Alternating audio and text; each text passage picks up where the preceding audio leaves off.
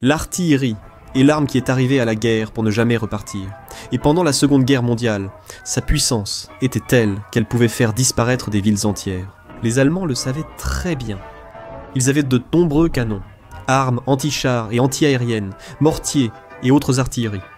Lesquels utilisaient-ils? Avec des tactiques très avant-gardistes pour l'époque, allant de la détonation des projectiles avant qu'ils ne touchent le sol, jusqu'à les faire ricocher afin d'améliorer, d'une manière ou d'une autre, leur efficacité. Ils avaient même du personnel scientifique avec des rôles, parfois très spécifiques, pour garantir la précision et la détection des pièces d'artillerie ennemies. Les régiments d'artillerie allemands étaient bien plus que de simples artilleurs espérant que leurs tirs atteignent la cible. Vidéo. Va-t-on remplacer les tactiques allemandes pour exploiter leur artillerie avancée? Ainsi, nous répondons à la question posée dans cette vidéo. Pourquoi faisaient-ils ricocher les projectiles au sol? Quel était le sens de cela?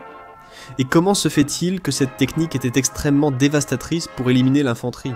Eh bien, il vaut mieux que tu t'installes confortablement, et sois le bienvenu au Guns Club. Durant la Seconde Guerre mondiale, l'artillerie allemande était essentielle à la Blitzkrieg. Malgré son rôle de soutien, elle était essentielle en attaque et défense. Chaque régiment d'artillerie pouvait être composé de 3 ou plusieurs bataillons légers, ainsi que d'un bataillon lourd. Parmi ces 4 bataillons, il pouvait y avoir 48 obusiers. Les bataillons légers pouvaient avoir des obusiers de nombreux calibres, mais pas plus de 105 mm, tandis que les bataillons lourds pouvaient avoir des pièces d'artillerie allant jusqu'à 150 mm.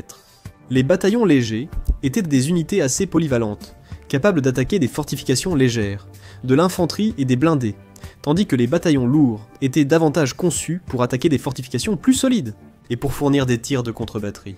Ces régiments d'artillerie, bien que vitaux, n'avaient pas un rôle aussi spécifique que l'infanterie ou les divisions blindées, étant employés parallèlement aux autres forces. Généralement, chaque division d'infanterie avait à sa disposition un régiment d'artillerie, formant ainsi une union capable d'attaquer à tout moment. Lorsque l'ennemi était à découvert, les armes d'infanterie pouvaient les attaquer directement, et lorsque l'ennemi était à couvert ou retranché, l'artillerie pouvait les attaquer de façon indirecte. Chacun de ces régiments qui accompagnaient l'infanterie avait à sa disposition un observateur moderne motorisé, un bataillon d'observation d'artillerie générale, des batteries d'étalonnage, des pelotons de sonométrie et de détection par éclair, et enfin, un peloton météorologique. Les observateurs repérèrent les cibles, parfois au cœur du champ de bataille. Ces troupes maîtrisaient leur localisation et la cartographie. Les hommes, ceux de l'étalonnage, étaient chargés de calculer les variations qui pouvaient affecter le tir. L'usure du canon et le type de projectile étaient des facteurs à prendre en compte pouvant affecter le tir. Les pelotons de sonométrie et de détection par éclair localisaient l'artillerie ennemie. En utilisant ces techniques, la sonométrie était basée sur le son des obus ennemis. La détection par éclair localisait l'artillerie ennemie via l'éclair de chaque tir. Je pourrais aussi te demander pourquoi il était nécessaire d'avoir un peloton de météorologues. Eh bien, l'humidité et la température peuvent aussi influencer de manière significative la portée de l'artillerie. Et pour calculer tout cela, il faut des météorologues qui mesurent constamment ces données afin d'effectuer des tirs précis. Les pièces d'artillerie pouvaient être regroupées à découvert ou individuellement dans des tranchées spéciales camouflées. Les tranchées d'artillerie pouvaient mesurer 5 mètres de large sur 6 mètres de long. La profondeur dépendait du canon et du temps disponible pour préparer la défense. Mais elles pouvaient être comprises entre 40 et 60 cm de profondeur. La pièce d'artillerie était entourée d'un ensemble de tranchées adjacentes, plus profondes, qui servaient de refuge aux artilleurs. Aussi pour stocker les munitions, cette séparation était nécessaire, car si l'un des dépôts explosait, les artilleurs ne seraient pas blessés, et ils ne manqueraient pas de munitions. En aucune façon. Comme tu peux le voir, un régiment d'artillerie allemand était plus qu'un groupe d'artilleurs, c'était toute une équipe professionnelle et scientifique, capable d'atteindre une précision presque totale. Concernant le tir, leurs possibilités, ces régiments étaient davantage liés au type de munitions qu'ils utilisaient, plus particulièrement au type de fusée de celle-ci. Il y avait 3 types de fusées. La première était la fusée percutante, qui s'activait au contact. Il y avait aussi les fusées percutantes, à retardement, qui lors de l'impact, avaient un petit délai de quelques secondes. Et enfin, Il y avait le Doppelsonder ou les fusées combinées. Chacune correspondait à une tactique d'attaque spécifique, adaptée à chaque objectif et situation. La fusée à impact pouvait exploser au contact, créant un cratère pas très profond et projetant beaucoup d'éclats. Idéal pour les défenses légères, comme les nids de mitrailleuses, et aussi pour détruire les blindés. Et l'infanterie! Les fusées à impact à retardement déclenchaient une explosion quelques millisecondes après avoir touché le sol. Elles pouvaient s'enfoncer plus profondément, formant de plus grands cratères et endommageant même les fortifications les plus solides.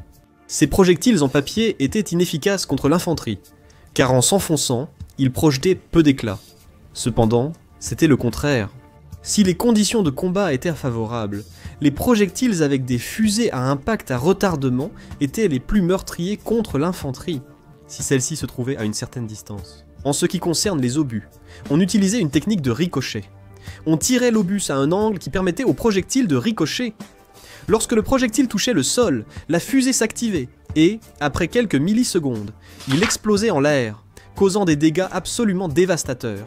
Très efficace contre les cibles humaines et blindés légers. Il l'était aussi face aux défenses légères comme tranchées et nids de mitrailleuses.